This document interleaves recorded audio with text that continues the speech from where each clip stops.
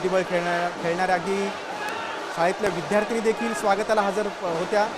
दिव्याच्या आगमनासाठी नागपूरकर आणि चेस फेडरेशननं स्वागताची जोरदार तयारी केली होती। दिव्याचे वडील आजी देखील यावेळी उपस्थित होते।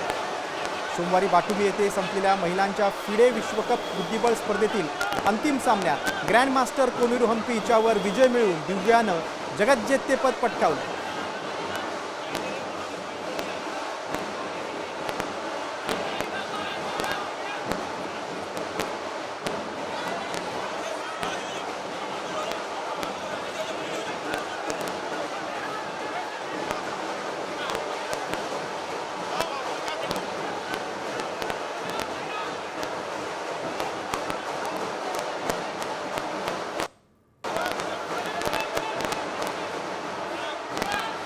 मराठमोळी ग्रँडमास्टर दिव्या देशमुखचं आपण बघतो की नागपूर विमानतळावर अगदी जल्लोषात स्वागत करण्यात आलं।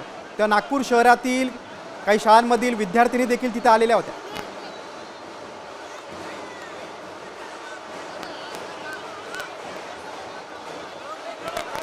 महिलांच्या फिडे विश्वकप बुद्धिबळ स्पर्धेतील अंतिम सामन्यात ग्रँडमास्टर कोनेरू हम्पीवर विजय मिळवून दिव्यानं जगज्जेतेपद पटकावलं आणि नागपूरमध्ये आल्यानंतर तिचं जल्लोषात स्वागत करण्यात आलं।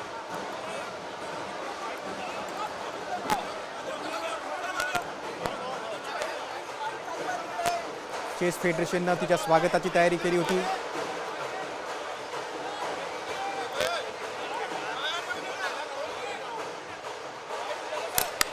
नागपूरच्या विमानतळावर दिव्या देशमुखचं मोठ्या जल्लोषात स्वागत झालेलं आहे। जंगी स्वागत झालेले 64 घरांची सम्राज्ञी नागपूरमध्ये परतली तेव्हा नागपूरकरांनी तिचं असं जल्लोषात स्वागत केलंय।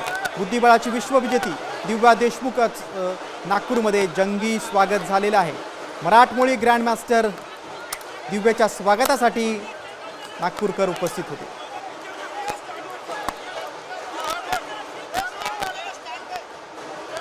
चौसष्ट घरांची राणी 64 घरांची साम्राज्ञी दिव्या देशमुखचं नागपूरकरांनी अशा प्रकारे जल्लोषात स्वागत केलेलं आहे। अगदी ढोल ताशांच्या गजरात स्वागत केलेलं आहे।